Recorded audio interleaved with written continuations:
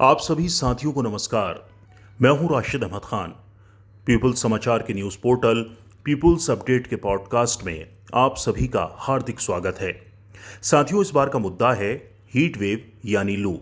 अक्सर गर्मियों, खासकर मई और जून में हीट वेव का असर होता है, लेकिन पिछले कुछ सालों में ग्लोबल वार्मिंग और बिगड़ते मौसम के कारण तापमान में असंतुलन आ रहा है। नतीजा, हीट वेव भी खतरनाक होती जा रही है। दोस्तों, अक्सर गर्मियों में तापमान बढ़ने के साथ ही लोग हीट स्ट्रोक की चपेट में आ जाते हैं।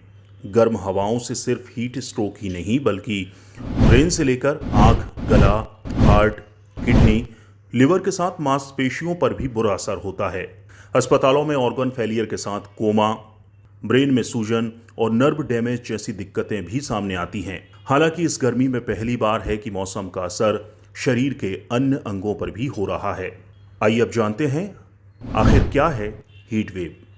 मौसम विज्ञान विभाग के मुताबिक मैदानी इलाकों में कम से कम 40 डिग्री सेल्सियस या उससे अधिक और पहाड़ी इलाकों में कम से कम 30 डिग्री सेल्सियस या उससे अधिक टेम्परेचर को हीट वेव की स्थिति माना जाता है। हीट वेव से ये है खतरा। बॉडी टेम्परेचर 40 डिग्री से अधिक होने पर नर्वस सिस्टम पर असर पड़ता है। हीट वेव से खून गाढ़ा होने लगता है। इससे ब्रेन हैमरेज और हार्ट अटैक की आशंका बढ़ जाती है।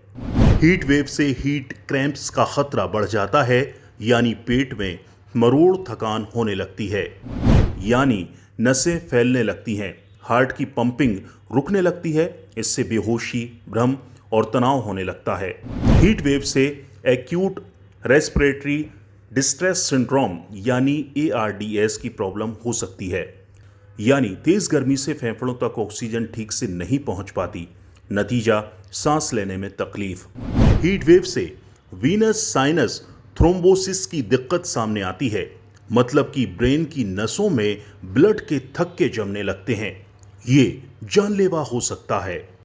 गर्म हवा और हीट वेव से ऐसे करें बचाव। खूब सारा पानी पिएं, हल्के और सूती कपड़े पहनें, सूरज की सीधी रोशनी से बचें, ठंडे फ्रूट्स का सेवन करें, ORS का सेवन करें और ठंडी जगह पर रहें। तो साथियों, आपको ये पॉडकास्ट कैसा लगा? अपनी राय और सुझाव कमेंट बॉक्स में जरूर दें।